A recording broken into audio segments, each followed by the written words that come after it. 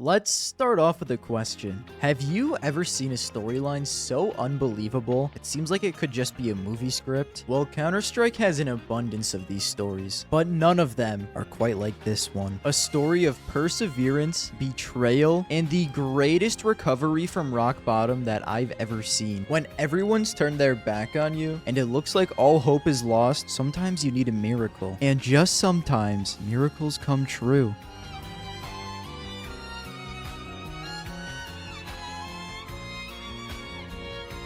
Danilo spent the first few years of his life in Kharkiv before eventually moving to Hungary at the age of 4. Although, his time there wouldn't be long as he would move back to Ukraine just 3 years later. One small issue though. In his time in Hungary, he had become so accustomed to the city life that his new village in Ukraine was just simply too small for him. So he'd end up becoming a terrorist. Well, a local terrorist that was 7 years old. Danilo and his friends would steal fruits, vegetables, break windows, and even dirty the doors of their neighbors. As you might expect, this made the neighbors quite upset. Now, they didn't steal food because they were hungry or break things because they hated the world. They did these things to prove their courage and recklessness to the group. When most of the kids in this group would get caught by their parents, they'd receive beatings, but not Danilo. His father would instead sit him in a chair across from him, and they'd have long conversations, explaining how he had behaved wrong and let him and his mother down. He would also add that Danilo had a long life ahead of him, but if he would continue to act this way, he would never become an independent and responsible adult. These conversations always had a great effect on him, but not enough of an effect to stop him. He couldn't let his friends think he was a loser idiot, so at the age of 9, he would steal a car. It's not as bad as it sounds. Let me drill a little bit of backstory into your noggin.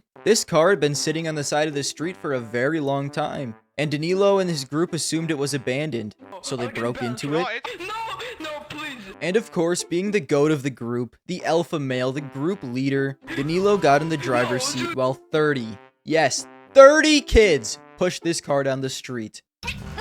All the kids thought this was incredibly funny and cool. Unfortunately, the owner of the vehicle did not. He came running outside, and while everyone else scattered, Danilo couldn't get out of the driver's seat quick enough and was brought to his parents by the car owner. A fate worse than death for any child. A couple years later, and now Danilo is in 7th grade, where he would have to take a mandatory computer science class. This had been the first time in his entire life he used a computer. He didn't really think much of it and just moved on with his life. Until one day, his friend asked him to go to a computer club with him and he agreed. Inside the club, there was around 40 computers, so they sat down at 2 of them and started playing Age of Empires. They enjoyed it quite a bit, but once they got bored, they decided to play a game called Counter-Strike 1.0. He absolutely loved this game. Now, all he wanted to do was play Counter-Strike. He would play on the weekends, after classes, and he'd even skip classes to play. Anything to get his hands on the game. There is one issue though. In this absolute barbaric, horseback riding, dinosaur-ridden age, also known as the early 2000s, playing on a computer was quite expensive. And being just a kid, he couldn't afford to play as much as he wanted to. He started saving money from his lunches and taking money from his piggy bank that his parents would occasionally put money into so he could keep playing as much as possible. After a couple months of this, Danilo and his friends were way better than all the other people at the computer club, so they started gambling. So sweet, man. You're never too young to start. Specifically, they'd play against the other adults in the club for money, which they almost always won. On one of the days when Danilo skipped class to go play, tragedy struck. After he finished his game, he had to hurry back to class, but when crossing the road, a car was speeding towards him. Luckily enough for him, he noticed it, hit his stanky leg, and jumped out of the way. I'm playing. The car decimated him. Absolutely pulverized him. I mean, his head literally cracked the windshield. He was knocked out for about an hour. He was then transported to the hospital, where he'd remain for 2 months. During his time in the hospital, his enthusiasm for gaming only grew. He couldn't wait to get back on the computer. And when he was eventually released, he decided to take his love for Counter-Strike even further. The Legend of Zeus would start in the summer of 2001. He started entering various Counter-Strike competitions, where he'd often get matched up against another young and talented player, Edward. And this Edward guy ended up having so much success, he got signed to an actual organization, Pro 100. After Zeus saw this signing, he knew he wasn't at that level yet, but it motivated him to continue grinding. And at this point, he had one very simple goal: be better than everyone. During this time of grinding, he'd meet a coach at the club he'd often play at. His name was Skilter, and he'd end up helping Zeus develop even faster as a player. while also becoming the coach of his first ever team, Ice. But you know what would have helped Zeus develop even faster? Today's sponsor, Leetify. Leetify is easily the best tool out there to help you improve at Counter-Strike. Leetify breaks down every part of your game and compares them to the averages of other people in the same rank. Leetify also gives you your win rate percentage, your Leetify rating. What is Leetify rating, you might ask? Leetify rating uses advanced statistics to reward smart play and ignore useless frags, which gives you a more accurate representation of how you did in the game with just one stat line. Along with this, it keeps all of your personal bests, allows you to compare with your friends, and even shows your highlights. You idiot. Thank you so much, Leetify, for sponsoring this video. You can use my link in the description to sign up for free today, and back to the video. While on this team, Zeus would continue to develop, and eventually in 2003, he'd even start traveling to tournaments outside of Kharkiv. Is that how you pronounce that, or am I guttering this? Kharkiv,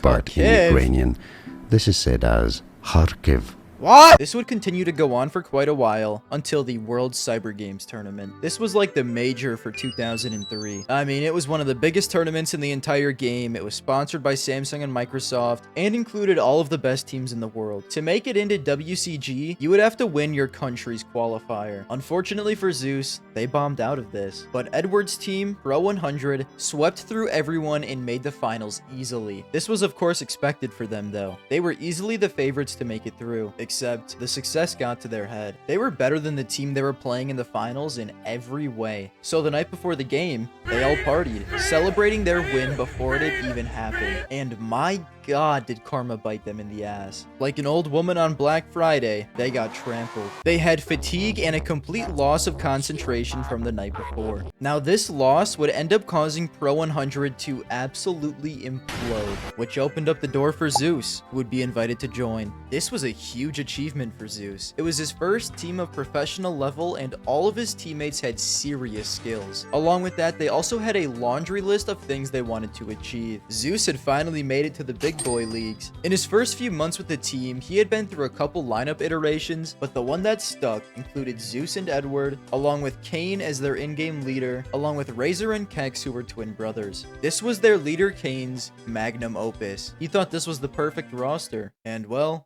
it looked like he was right. After this roster had formed, they would attend 10 tournaments together and win 8 of them. They were on an absolute heater, and it was right in time for the World Cyber Games Ukrainian qualifier. In this qualifier, they would play Diosoft, who included some guy named Blade. Meh, we'll just run through them. They would end up taking a 9-3 lead at half, but while they were in the home stretch, the computers froze, and the admins realized something. This match was being played on Aztec, and in this map, there are sounds of rain and lightning, which by rule cannot be turned off. Well, our boy Kex decided he did not care. He turned it off so he could focus more, so the admin said, "Alright buddy, how does a 4v5 with pistols sound?" After forcing Kex to watch from the grave for one round and giving the team pistols, they started to get a little bit tilted. Even with that fact, holy moly, we were in overtime, that they would end up losing. 2 years in a row, 2 years the best team in Ukraine had bombed out of the qualifier. Embarrassing! Unlike last year, this team would not implode because of this loss. Kane had meant what he said. He really did think they were the perfect roster, and he was not ready to give up yet. Fast forward to 2005, and now we have the next WCG qualifier. Pro 100 spent the entire last year practicing for this. One issue though, Counter-Strike Source just came out, and that's what these qualifier games would be played on. Up to this point, everyone on the team had only tried it once. They hated it. Just like a local Counter-Strike LAN, it stunk. After their one time playing it, they just switched back to 1.6. But the prospect of making this giant tournament was just too sweet. So with 3 days of practice on Source, they entered the qualifier. And for some absolutely inexplicable reason, they won it. The first time they weren't favorites, they pulled through. This meant they would now get fully paid flights to Singapore in order to compete with all of the best teams in the world. Here's how the tournament was formatted. 3 teams per group, a shit ton of groups. The best team from each one goes to playoffs. Group games are a BO1, playoff games are a BO3. Pro 100 got placed in a group with Mouse Sports and Generation X. They got ran through. Reminds me of your mother. At the end of the day, they were a little upset, but they were just happy to be there. They'd go on to run it back next year after winning Asus Open Summer 2006, a LAN in Moscow, against our old friend. and they'd once again make it through the qualifier. Except this year, they were here to win. This year, the tournament was formatted slightly differently. 8 groups with 6 to 7 teams each. The top 2 make the playoffs, still BO1 groups and BO3 playoffs. This time, Zeus and the boys cooked. Out of 5 maps, they only lost 16-14 and finished tied for first place with VP. Their first opponent in the playoffs, Team 3D. They were just a cute little North American team. What could they do? Well, they had just won WCG the year before. And for breakfast that morning, they just mixed pure bald eagle essence with their cereal and stomped them 2-0. Once again, though, the team didn't take this too hard because they were steadily improving and they showed they could achieve more. Moving into 2007, the esports landscape was rapidly changing. Ukraine was starting to get access to the World Wide Web. Of course, it was still a luxury to have, a luxury in which Pro 100 would not have access to yet. As of right now, it was only available in Kiev. It became apparent incredibly quickly how big of a disadvantage this was for the team. Esports World Cup 2007 was right around the corner, a tournament that was similar in prestige to WCG. Pro 100 would have to play their Ukrainian rival, Amazing Gaming, who had internet access for quite a while now. This allowed them to scrim with other strong teams in Europe, and it showed. They easily beat Pro 100, who were supposedly the best team in all of Ukraine. It became clear they were falling behind, and they had no idea if they'd be getting internet access anytime soon. But around this same time, there was another team who had some internal issues. One of the best in the world, Virtus Pro. The situation had regressed to a point where VP needed a new 5th. Now, even with these internal issues, they still qualified for the World Cup, while that loss to Amazing Gaming eliminated Pro 100. So they had an idea. Let's just snag Edward. He's not in the tournament, and he's one of the best players in the world. It was an immediate yes. They'd go on to do fairly well, but they got knocked out of playoffs. For a team like VP, this was an okay result. Despite this, the team had meshed with Edward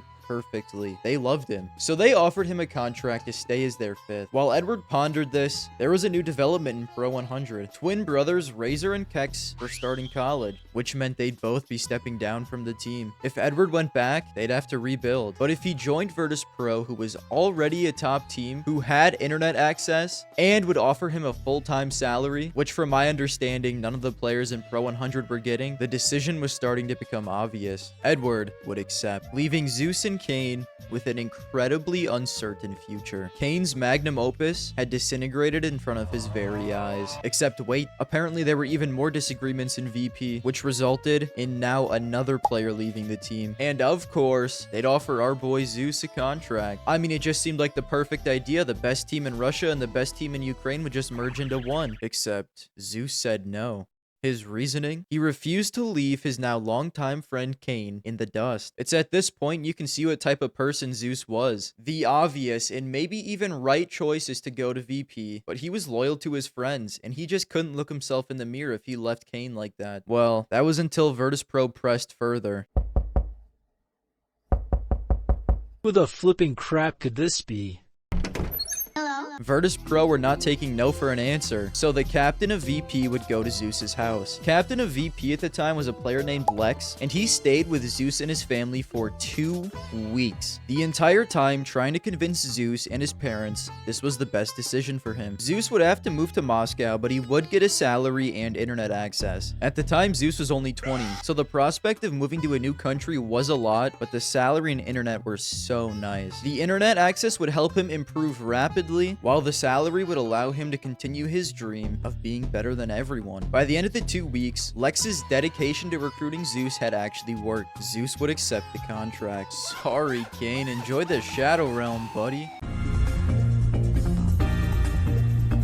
Shortly after Zeus and Edward would join VP, they would immediately win 3 events in a row. They'd have pretty decent results with a tournament win here and there until 2008, where another player would get mad and leave. So they decided to invite an old friend. Welcome back, Kane. As 2009 rolled around, Zeus's mental health began to deteriorate. He was constantly stressed before games, and something was eating away at him. He wasn't better than everyone. His team wasn't better than everyone. While things on VP were good, they were mostly just an above average team, and they had become kind of stagnant. Zeus felt like he wasn't doing enough. He needed to be a world champion. So what else was there to do but leave? And with him, he'd bring his 2 longtime friends, Edward and Cain.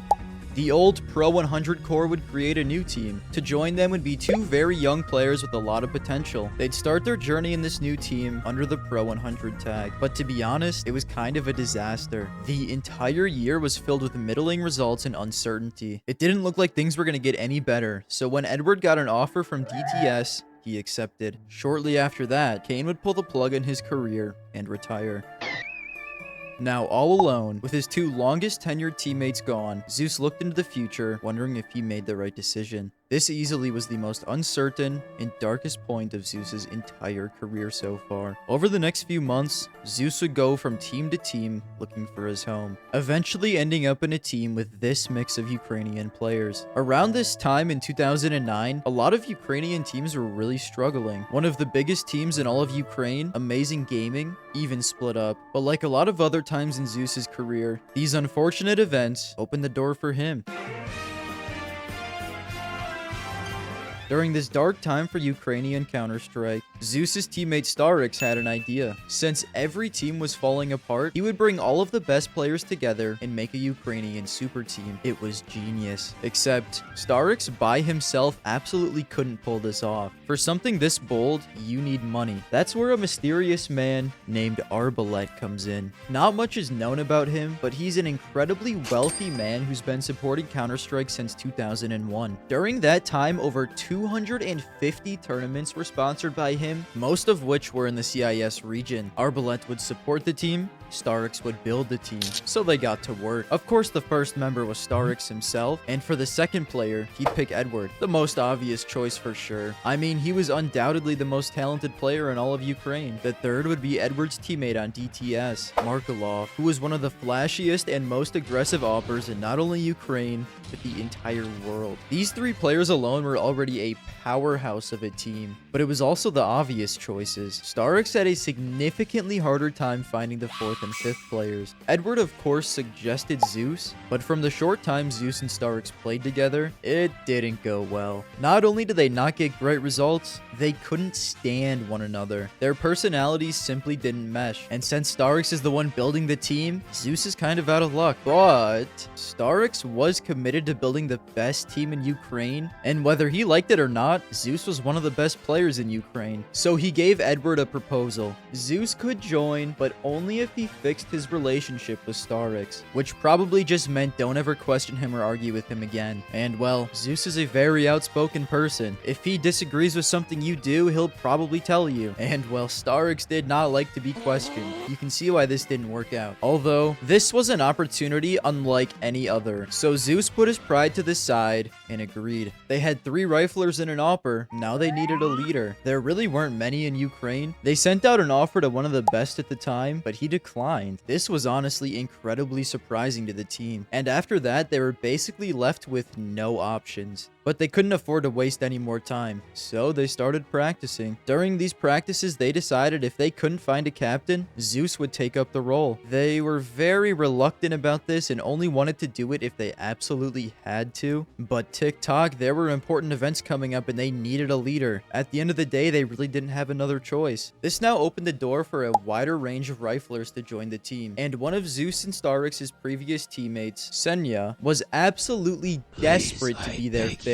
I'm talking constant messages, crazy ex-girlfriend call your phone 70 times type. I'm talking desperate like he wrote them a poem saying how much he wanted to be on this team. Mechanically, he was a level below everyone else on the team, but he was decent and would often boost the morale of their previous team. His incredibly positive attitude and persistence landed him the 5th spot. They'd also named Zero Gravity, a legendary 1.6 player, as their manager. The super team was finally completed, and their captain would be none other than Zeus. At the very start, they played under the name Kirchnet, but then eventually switched to Arbalest.ua, where they played in, it's 2010, who gives a shit? Anyways, of course the team would win this, and to celebrate, Edward and Zeus would go see the new Avatar movie. It had just come out a month ago, and they could not stop hearing about how good this Blue People movie was. Well, what they heard had been right. They absolutely loved it. After they left the theater, Edward asked Zeus, "Did you like those blue-skinned guys and their tribe?" Very thought-provoking question. And well, Zeus responded, yeah, they were cool. But Edward wasn't finished. He would continue with, "They were called Na'vi in the film. What if we called our team that? And I kid you not, that is how one of the most legendary organizations in esports history was born. After some discussion, they transformed Na'Vi into Natus Vincere, which meant born to win in Latin. And my god, did they ever live up to that name.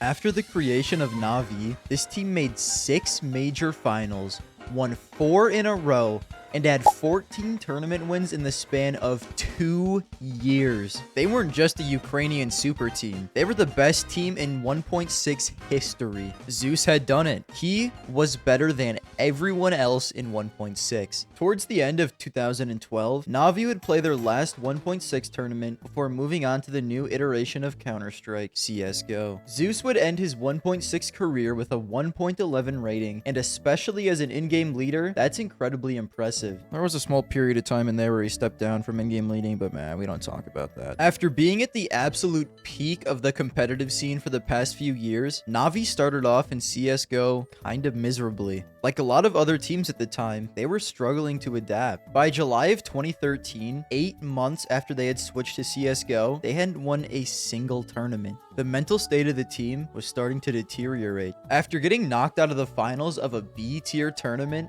Markelov had enough. He had received an offer to join another team and he accepted. The core were some very good friends of his, Angel, Doja, and Adren. The first pillar of the legendary Na'Vi team had crumbled. It would be nearly impossible to replace a star AWPer like Markelov, but they had to try. So they started looking. I only listed 3 players for the team Markelov was joining. They needed a 5th. Not only would they poach Markelov, they'd poach Edward as well. Arguably the 2 best players on that Na'Vi team were now gone. Edward isn't as big of a snake as it might seem though. Before leaving, he went to the team with an ultimatum. He would stay if they kicked Senya. He was easily the weakest player on the team and Edward thought he was holding them back. But we know how Zeus operates. So of course, it was a firm no. So now, after 8 grueling months of playing Counter-Strike Global Offensive, the greatest team in 1.6 history was down to 3. Without wasting any time, they'd signed 2 new players, Seized and Tony Black. Although at the time, Tony Black was known as Kibakin. Over the next few months, their results didn't improve at all. They made it quarterfinals and a 5th to 6th place at ESL Major Series 1. Not terribly awful, but certainly not good enough for this core of players, especially for Zeus. Those 2 years at the top were not enough for him. He needed to be the best in 1.6 and go. 1 would not suffice. But it was at this point when Zeus got an incredibly interesting call. It was who else but Edward. He had gotten kicked from his new team. This was incredibly surprising to Zeus, but he took note of it. Na'Vi would continue to play with their 5, and Edward would join a mix of players, which included a very promising AWPer named Guardian. This mix would try and make it through the DreamHack winter qualifiers and end up falling short. Na'Vi, on the other hand, were there, and they needed to perform well. This wasn't just another tournament. This was the first major in CSGO history. So going into the group stage, it was make or break for this roster. They'd end up breaking. Bombing out in last place was unacceptable. At this point, roster moves were inevitable. The first to get axed was Tony Black. It was the most obvious choice. He seemed to be very uncomfortable in the roster and just didn't have the experience to compete at this level. Next was longtime friend of Zeus's, Senya. Mechanically, he just simply wasn't good enough, and that specific roster move had reopened a closed door. Edward was now willing to rejoin. He was signed in December of 2013, along with his previous teammate Guardian. Almost immediately,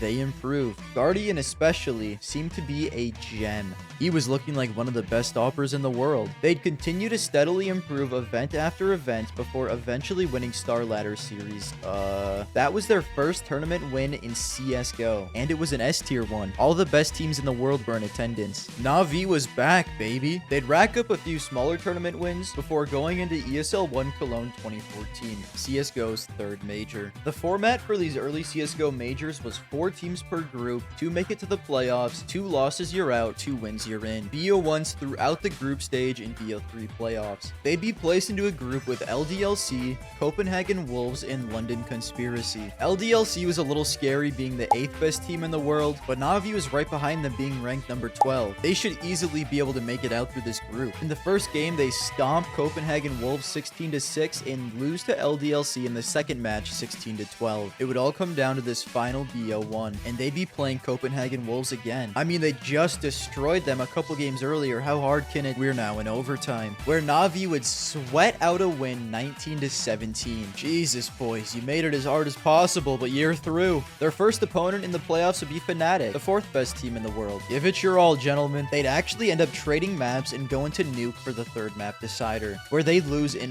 heartbreaking fashion 16-14. Of course, you hate to get knocked out that way, but all things considered, this was a huge step for the team. This was the first major playoffs they made in CSGO, and they put up an incredible fight against the 4th best team in the world. They were truly on their way back to the top. And even more good news, right after this major, they'd make the finals of Star Ladder Series 10, just to lose to Fnatic again. Those damn Swedes. There was no time to cry about it. Another major was happening in just 3 months. They'd continue grinding, a tournament win here, a finals appearance there, and they were ready for DreamHack Winter 2014. At this point, it was becoming clear that Na'Vi were one of the best teams in the world, but were they good enough to win a major? We'd have to wait and see. They'd be placed in a group with Virtus Pro, who were the 3rd best team in the world, the Swedish Flipside Tactics, and MyXMG. I mean, this should be a walk in the park. They easily beat Flipside, but get stomped by Virtus Pro. And yet again, they'd have to play the team they originally stomped in the decider match. And of course, this match went to overtime. Once again sweating for their major lives against the team they should easily beat, they lock in and don't drop a round in OT. Great work, gentlemen. 2 major playoffs in a row, and your first match is against Dignitas. This was a super early iteration of the Astralis core with this freak-ass motherfucker. What the? Luckily for Na'Vi, this team was not anywhere near peak Astralis form yet, and they destroyed them. In the semifinals, they'd have to play LDLC,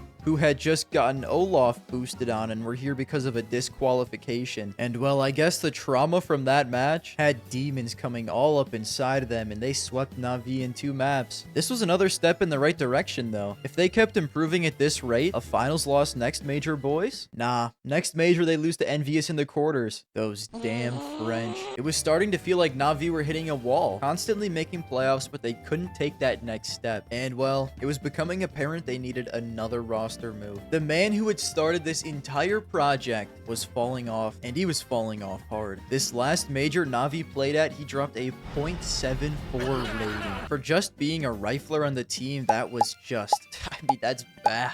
He wasn't delusional, the team wasn't delusional, they all knew what had to be done. But instead of being kicked, he'd get moved into the coaching role. He'd end up getting replaced by an 18-year-old named Flamey. At this point, there were 2 majors left in 2015, and it was time to start grinding with their new 5th. They'd play 16 tournaments before the next major and win 4 of them, 3 of which were S tier. Going into this next major, they were looking incredibly strong. This year, the major had upper and lower brackets, and Navi's first game would be against Titan. Not today, Frenchies.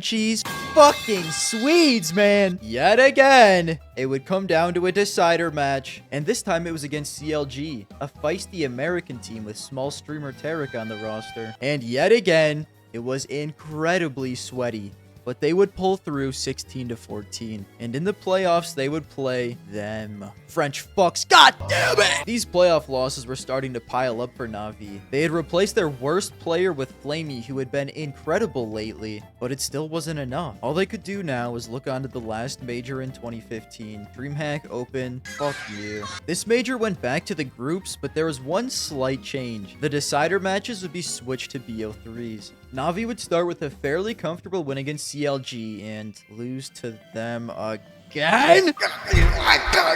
It'd have to play CLG for a spot in the major again. And while it did come down to a map 3, it was fairly decisive. Not a big sweat this time. Sorry, Tewek, maybe next time. Their first match in the playoffs would be against an up-and-coming Brazilian team, but it's just a little too early for them, and Na'Vi win 2-0. Next up is the legendary NIP team. Oh, okay. Finally, Zeus had made the finals of a CSGO major. This could be the start of their next era. Let's just check and see who their opponent is. You've got to be fucking kidding me. Oh, motherfucking French again, man! They lose to them again. It was looking like the French were Zeus's kryptonite. And while you might think this finals loss would completely destroy the mental of a team, especially to a team that's been owning them for quite a while now, it just ended up making the team hungrier. So going into MLG Columbus 2016, the hunger had overtaken the players, and they turned into feral dogs. Nobody in their group stood a chance. NIP, get the fuck out of their way. Astralis, yeah, good try. They were on a war path, a path that could only be stopped by the French. But this year, they weren't playing the French in the finals. They'd be playing the team they knocked out of the playoffs last year, Luminosity. The first map was an absolute brawl, eventually going into overtime, but Na'Vi just fell short. That single map loss completely destroyed their mental. Map 2 wasn't even close. Back-to-back finals made, back-to-back finals lost. But unlike the last major, this time it didn't motivate them. It had completely fundamentally destroyed them. Like normal, they'd make the playoffs of the next major, but also like normal, they'd get knocked out. This time it was at the hands of the Americans, but it wasn't really the American players that beat them. It was the team's young Ukrainian opper, Simple. After getting knocked out of yet another major, Zeus would post his iconic tweet. It was great to see Zeus still had that drive. I mean, this roster was incredibly talented, and they had been so close twice now. But after getting knocked out by Team Liquid, the clock had struck midnight, and the lifespan of this roster was coming to its end. They had been stagnant for too long now, and there was just too much heartbreak to move forward. Whatever the problem with this roster was, it wasn't clear. There didn't seem to be a weak link on the team, so why weren't they winning majors? You can win all the other tournaments in the world, but people remember majors. Every player's dream is to win one. So this is when the team started looking around at who could be the problem. And well, if none of the players are individually weak, it has to be a problem with the captain. The team would have a meeting behind Zeus's back. Starix, Seized, and Flamey all agreed to remove him, but Edward and Guardian did not. Unfortunately for them, majority rules. A decision had been made. There was still a tournament to play, so no one told Zeus, but it was around this point he realized the attitude towards him was getting worse every day. Na'Vi would participate at E-League Season 1, and during this time, Zeus was asked to leave the team. Why they wouldn't wait until after to tell him, I don't know. But emotionally, that made this tournament incredibly tough for Zeus. He could feel the detachment from his teammates during the games, and he'd end up being the only negative player on Na'Vi throughout this tournament. Somehow, even with all of that, the team finished top 4. Don't even ask me how. After this, there was a conversation of potentially moving Zeus to coach instead of Starix, but it was decided to give him a chance with Zeus gone. It would now be his ideas and his system. It was said that Zeus as a player and a caller hindered Starix as a coach, and with someone new, he could show a better version of himself. Of course, after hearing about this, Zeus would confront Starix, saying this was his plan all along and that he always wanted Zeus gone since they had their differences. At this point, Starix was the supervillain in Zeus's story, but now, the main character of our story was out of a team. But this was a little different than just getting kicked from a team. He helped build this team from the ground up. He was there before they were known as Na'Vi. He helped name Na'Vi, and his calling helped this team win 4 championships in a row, helping them become the greatest organization in all of Ukraine. Hell, at this point, they were one of the greatest organizations in the world. This org was Zeus's baby, and he had been the heart and soul for 7 years now. But now that part of his life was over. Zeus was officially benched on August 4th, and after getting stomped by him, Na'Vi would invite Simple to the team to replace Zeus. Surely Na'Vi would feel like more of a home to him, and it was an offer he couldn't refuse. He'd accept the offer the same day Zeus was benched. Now here's where the story should end. At this point, Zeus was 29, and he already had an incredible career. Nobody would have blamed him for throwing in the towel and hanging up the jersey. With his newfound free time, he'd go on a vacation with his girlfriend and parents. During this trip, he did a lot of reflecting. He really didn't have anything left to prove, except That goddamn tweet, man. It was no bluff. And the fact that he didn't have a major in CSGO was eating away at him. Throughout his entire career, he persisted when things got tough. Why stop now? Shortly after this vacation, his mind had been made up, and he'd call an old friend. It was Kane. And together, they joined Gambit. Zeus is the in-game leader, and Kane is the coach. All these years later, they'd be reunited once again for only one purpose: win a motherfucking major. Also, remember that team all those years ago Edward and Markaloff left to go play on? Yeah, this Gambit team would include two of them, Doja and Adren. Individually, Doja was great in 2013, winning the 4th best player award, but it's been a little bit since then. And these two players had accomplished next to nothing in CSGO. This team also included Mo, who was the Opper, and a young rifler in Hobbit. To be honest with you, this entire team was just kind of a group of rejects. They had all just ended up in this team, and there were no real expectations for any of them. Individually, all the players were fine, but they all possess something maybe even more important than individual skill: an unfulfilled hunger that was eating away at every single one of them. And maybe the hungriest of them all, Zeus was leading them. In a little over a month, the core of this team had won more with Zeus than they had in their entire careers. It was quite simply incredible, and we'd see what they really had in the tank at E-League Major Atlanta 2017. This was the first major of the year, and at this point, Zeus had been with the team for about 3 months. When he first joined, this team was ranked 24th in the world, pretty comfortably in the tier 2 range, but they had moved up all the way to number 12. Now at this point, major formats had changed quite a bit. It was one big group stage of BO1s, when 3 you're in, lose 3 you're out. A lot more similar to the format we have today. And this plucky team of underdogs went through 3-1. In the playoffs, they'd be placed on the same side of the bracket as Na'Vi, and if they both won, they'd play in the semifinals. Come on, guys, that storyline would be so juicy. Unfortunately, Gambit just weren't strong enough to beat a team like Fnatic, although they greatly overachieved up to this point and should be happy even making it to the playoffs. After going home, Zeus would wake up in the middle of the night with cold sweats. I need to win my motherfucking major, he thinks. The next one would be in 6 months, so the team started grinding. Over the next few months, they won one DreamHack tournament against Luminosity, a decent Brazilian team, but nothing crazy. I mean, they were no SK Gaming. Once again, Gambit would go into PGL Major Krakow as the 12th best team in the world. I mean, they were good, but they would certainly have to step up to make the playoffs again. And well, I'm not sure what exactly possessed Gambit during this, but what I do know is Zeus and the team fucking snapped.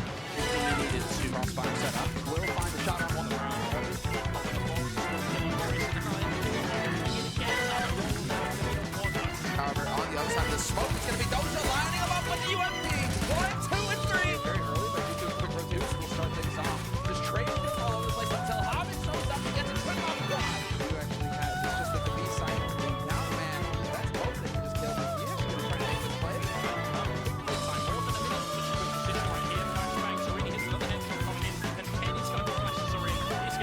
He's like,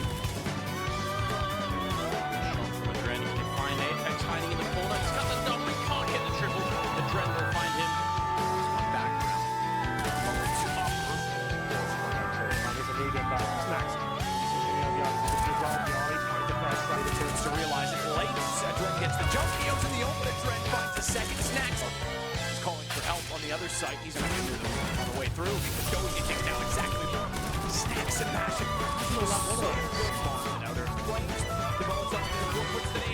This wasn't Gambit anymore. They were a completely different team. They wouldn't drop a map and go through 3-0. Their first playoff game would be against an old foe, the motherfucking Swedes. Before this match, Zeus had talked to Olaf Meister, the star player on Fnatic. He was having fun with an interview before stating this. You need to make something really crazy if you want this major.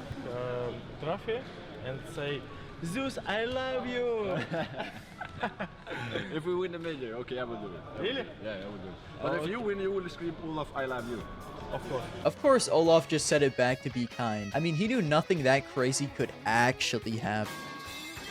All Zeus could see was red. Olaf Meister and Fnatic would not stand in his way. Next up was Astralis, the powerhouse team that had just won the previous major. In any normal universe, Astralis would have destroyed Gambit, except this was no longer a Counter-Strike team they were playing. It was a hound of bloodthirsty dogs. Astralis would fall in 3. Now the grand final. What other beast will you throw our way? Are you serious? How the fuck did they make it here? A number 12 ranked team versus the 13th? How did this happen? Now is no time to be surprised. Gambit had just beaten them 2 tournaments prior, and they had to lock in for this. Except, I'm not really sure what happened next. Maybe they thought it was an easy opponent, so they let their foot off the gas. But Luminosity destroyed them map 1. If they didn't turn things around, it would be another finals choke for Zeus. But he was not going to die like this. They would win map 2. Which brings us to the classic map 3 decider, Inferno.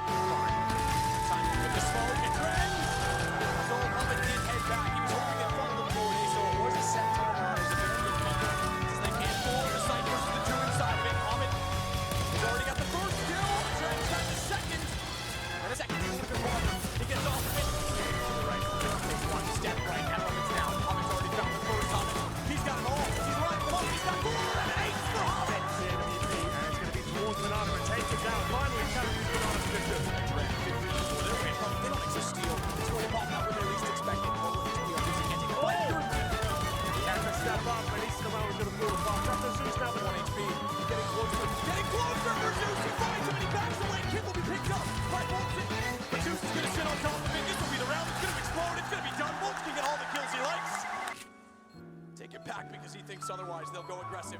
No one peeking, so he'll take every inch he can get to make this an instant kill on the shotgun. Crossfire set, he's done! Steel train, instant goes for more, he's done!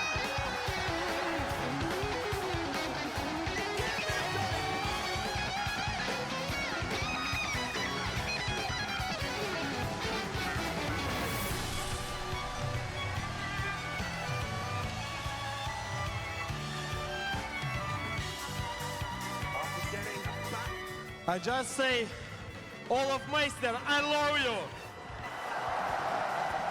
And second, God help me, and I won major. Woo!